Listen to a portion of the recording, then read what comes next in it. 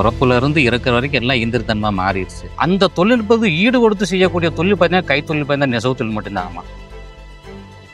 விவசாயி நிலத்துல கால் வைக்கலன்னா சோறு கிடைக்காது. ஒரு நெசவாளி கால் மீதியில் கால் வைக்கலன்னா மானம் காக்கக்கூடிய அந்த தொழில் உடைகள் கிடைக்க முடியாது.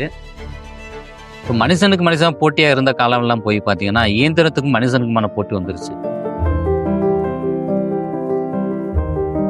நெசவு தொழில் பார்த்தீங்கன்னா காலு மிதிக்கணும், கையை இழுக்கணும், கண்ணு பார்க்கணும், காது கேட்கணும், வாய் பேசணும். ஐம்பொறிகள் ஒன்று கூட்டி அந்த புல நுகர்வுக்கு என்னென்ன உணர்வு இருக்கு அந்த உணர்வுலாம் அந்த நெசவுல கொடுத்தா தான் அந்த துணி பார்த்தீங்கன்னா நல்ல ஒரு வார்ப்பாக வரும் மேடம். அப்பேற்பட்ட ஒரு சிறப்பு வாய்ந்த தொழில். பண்பாடு, கலாச்சாரம், மரபு, தொன்மை எல்லாம் சார்ந்து நிற்கக்கூடிய ஒரு தொழில்.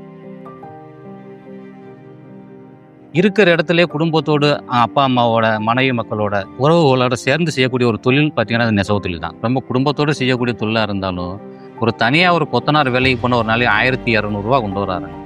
அவர் வீட்டுக்காரம்ப சித்தாள வேலைக்கு போனால் 650 ரூபா 600 ஒரு நாளைக்கு கிட்டத்தட்ட அவங்க தனியாக போய் தொழில் செஞ்சால் 1500 மேலே சம்பாதிக்கிறாங்க. ஆனால் நம்ம குடும்பத்தோடு செய்கிறோம். ஒரு புடவை பார்த்தீங்கன்னா குறைந்தபட்சம் 1000 கூலி இருக்குது. ஒரு புடவை நெய்யணும்னா அது பார்த்தீங்கன்னா 2 பேரும் உழைச்சி பார்த்தீங்கன்னா 3 நாள் நெஞ்சோம்னா ஒரு நாளைக்கு எவ்வளோ மேடம் கிடைக்கும்? 2 பேருக்கும் சேர்த்து 350 கிடைக்கும்.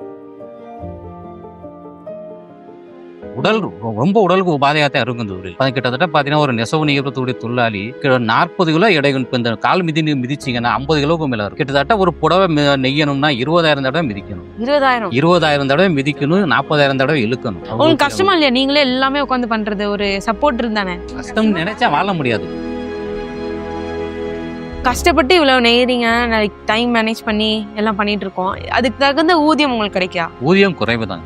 இருந்தாலும் சமீப காலமாக பார்த்தீங்கன்னா எல்லாம் விலையேற்றம் கொஞ்சம் அதிகம். இந்த பட்டினுடைய விலையேற்றம் போல 5800 ரூபா இருந்துச்சு ஒரு 2 மாதத்துக்கு முன்னாடி. இப்போ பார்த்தீங்கன்னா 7400 ரூபா ஒரு கிலோ பட்டு. அந்த பட்டு பார்த்தீங்கன்னா ஏறின உடனே பார்த்தீங்கன்னா திடீர்னு போய் அந்த சேல்ஸ் விற்கிறாரு பார்த்தீங்கன்னா ஒரு பெரிய கடையில் போய் அவங்க எடுத்துக்கிற மாட்டாங்க. அப்போ அவங்க என்ன செய்வாங்க? 2000 ரூபா ஏறி இருக்க பட்டினோட அப்போ கூலியை குறைச்சிருவாங்க. அந்த புடவை விலை ஏற்றி விற்கிறது பதிலாக அதை சரி கட்டுறது பார்த்தீங்கன்னா கூலியில் குறைச்சிருவாங்க. எங்களுக்கு பார்த்தீங்கன்னா ஒன்றும் பண்ண முடியாது. ஏன்னா தொழில் அதான் தொழில், வேற தொழில் கிடையாது. வாழ்வாதாரம் ரொம்ப பாதிக்கப்படக்கூடிய சூழல் இருக்கு. இதோடு இல்லாத காரணத்தினால்தான் மற்றவர்கிட்ட போய் கைகட்டி வேலை செய்ய வேண்டிய சூழல். மீனவர்களுக்கு பார்த்தீங்கன்னா அரசாங்கம் பார்த்தீங்கன்னா அந்த மீன்பிடி தடை காலம் இருக்குது. அந்த மேல தொடங்கி 45 நாள் பார்த்தீங்கன்னா மாத இழப்பீடு ஒன்று கொடுப்பாங்க ஊக்கத்தொகையா. அது எங்களுக்கு மழைக்காலத்தில் கொடுக்கணும்னு சொல்லி பல ஆண்டுகளாக அரசிடம் கோரிக்கை வச்சுக்கிட்டு இருக்கோம். ஆனால் அதுக்கான ஒரு விடுவு வரதா தெரியல.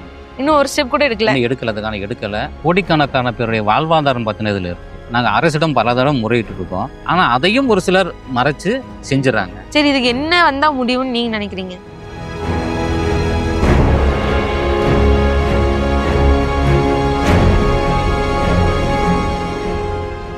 Welcome to cool fair. இன்னைக்கு ரொம்பவே இன்ட்ரெஸ்டிங்கான ஒரு எபிசோட்.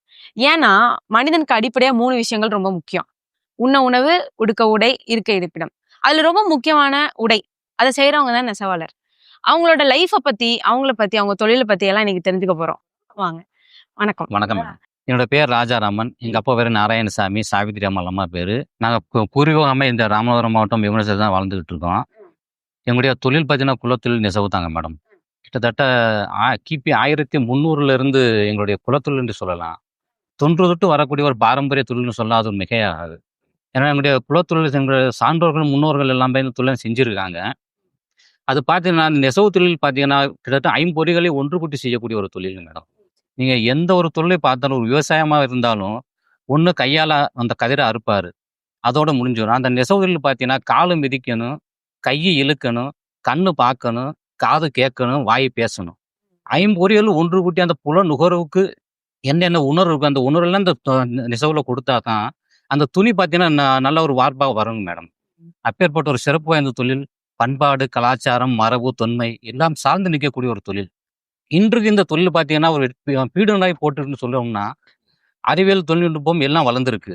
அந்த தொழில்நுட்பது ஈடு கொடுத்து செய்யக்கூடிய தொழில் பார்த்தீங்கன்னா கைத்தொழில் பார்த்தீங்கன்னா நெசவு தொழில் மட்டும்தாங்கம்மா. உங்க பேரண்ட்ஸ், அவங்க அப்பா அம்மா வீட்டுல குடும்பத்துல என்ன பண்ணிட்டு இருந்தாங்க? எங்க அப்பா அம்மா நெசவு தொழில் பண்ணியிருக்காங்க.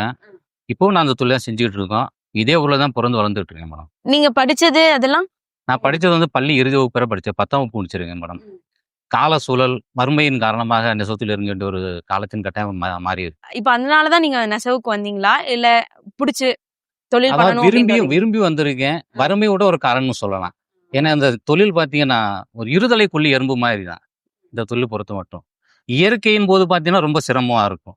மழைக்காலங்கள்லாம் பார்த்தீங்கன்னா. அப்புறம் ஏதாவது தொழில்நுட்பம் இந்த பாவு உற்பத்தி செய்கின்ற இடத்துல பார்த்தீங்கன்னா, அவங்க மிஸ்டேக் ஆனாலும், அது நெய்யக்கூடிய நெசவாளரை தான் அது ரொம்ப பாதிப்பை ஏற்படுத்தும். அப்பேற்பட்ட ஒரு சிரமமான தொழில் இதெல்லாம். வறுமை ஒரு பக்கம் இருந்தாலும், மன நிம்மதியை தரக்கூடிய ஒரு தொழில் இதெல்லாம். இருக்கிற இடத்திலேயே குடும்பத்தோடு, அப்பா, அம்மாவோட, மனைவி மக்களோட, உறவுகளோட சேர்ந்து செய்யக்கூடிய ஒரு தொழில் பார்த்தீங்கன்னா, அது நெசவு தொழில் தான். உங்களுக்கு இந்த நெசவை தவிர்த்து சின்ன வயசுல வேற ஏதாவதுல ஒரு இன்ட்ரெஸ்ட் இருந்திருக்கா? எனக்கு பார்த்தீங்கன்னா, கொஞ்சம் தமிழ் இலக்கியத்துல கொஞ்சம் ஆர்வம் இருக்கு. ஆமா, நீங்க பேசும்போதே ஆமா. தெரியுது. தமிழ் இலக்கியத்துல கொஞ்சம் ஆர்வம் இருக்கு. சின்ன வயசுல இருந்தே லாங்குவேஜ் பார்த்தீங்கன்னா சௌராஷ்டிரா. இருந்தாலும் தமிழ் பேசி பேசி அந்த தமிழ் பார்த்தீங்கன்னா நம்ம சரளமா வந்துரும். அப்ப அதுல தான் அந்த மனம் பார்த்தீங்கன்னா ஒன்றி இருக்கு மேடம் அதுல எல்லாம். ஆனா எனக்கு இன்னொரு தொழில்னு பார்த்தீங்கன்னா, நெசவோட சார்ந்த ஒரு கலைஞன் நான் மேடம். இந்த விழுதுகளை எல்லாம் சீர்படுத்தி ஜக்கார்ட் பாக்ஸ் இருக்கு. அப்ப அந்த தொழில் பார்த்தீங்கன்னா ஆரம்பத்திலேயே பார்த்தீங்கன்னா சாதா தறி தான் இருந்துச்சு. வெறும் நூல் மட்டும் தான் இருக்கும். துணி மட்டும் தான் இருக்கும். கால மாற்றத்துல பார்த்தீங்கன்னா, பிரான்ஸ் நாட்டை சேர்ந்த வில்லியம் மேரி ஜாக்பர்ட்ன்னு சொல்லக்கூடிய ஒரு அறிஞர் பார்த்தீங்கன்னா, 1804ல அந்த பெட்டி தயாரிக்கிறாரு. அந்த பெட்டி தயாரிச்சதுக்கு அப்புறம் தான் இந்த உருவங்கள் எல்லாம் பொறிக்கப்படுது. முந்தியில பார்க்கலாம் உருவங்கள் அந்த இருக்கும். டிசைன். ஆமா, டிசைன்ஸ பார்த்துருக்கலாம். நீங்க கரையில பார்த்தீங்கன்னா மயிலு, மானு, மாங்காய் அதெல்லாம் இருக்கும். இப்ப அந்த தொழில்நுட்பம் பார்த்தீங்கன்னா மேலும் அதிகப்படுத்துதல பார்த்தீங்கன்னா, ஜக்கர் பாக்ஸ் பார்த்தீங்கன்னா இயந்திரத்துல வந்துருச்சு. மின்சாரத்துல இயங்கக்கூடியதுல வந்துருச்சு. அதுக்கெல்லாம் பார்த்தீங்கன்னா, அந்த ஜக்கார்ட் அட்டை கூட தேவையில்ல. அந்த மாரி தொழில்நுட்பம் பெருகி இருக்கு. ஆரம்பத்துல 120 எண்ணம் கூட ஜக்கார்ட் பாக்ஸ்ன்னு சொல்லுவாங்க. இப்ப பார்த்தீங்கன்னா 240, 480 அந்த அளவுல வந்துருச்சு. உங்க உருவத்த நீங்க ஃபோட்டோ குடுத்தீங்கன்னா, அப்படியே உங்க உருவத்துல அப்படியே சேலை பண்ணி தந்துருவாங்க. ஓ, சரி. அந்த மாரி தொழில்நுட்பம் வளர்ந்திருக்கு. அந்த தொழில்நுட்பத்துக்கு தக்கவாறு எங்களுடைய கைத்தறியும் மேம்பட்டுக்கிட்டு இருக்குங்க. அதுல உங்களுக்கு இன்ட்ரெஸ்ட். அதுல இன்ட்ரெஸ்ட். நீங்க அதுல என்ன பண்ணிருக்கீங்களா? நான் வடிவமைத்து தரக்கூடிய நீங்க அந்த கலைஞனா டிசைன்லாம் இருக்கேன். நீங்க பண்ணுவீங்க. இப்ப இதெல்லாம் நான் தான் செஞ்சு குடுப்பேன். அந்த மாரி தொழில்நுட்பம் கத்துக்கிட்டு ஓ, இருக்கேன் நான். சரி, சரி. அதாவது நெசவு நெய்யறவங்களுக்கு எல்லாருக்கும் தெரியாது. அதுல குறிப்பிட்ட சில கொஞ்சம் நுட்பம் தெரிஞ்சவங்க அந்த தொழில செய்வாங்க. சின்ன வயசுல இருந்தே இத நீங்க கத்துக்க ஆரம்பிச்சிட்டீங்க. சின்ன வயசுலயே எங்க அண்ணன் எல்லாம் அந்த தொழில் செஞ்சுகிட்டு இருந்தாங்க.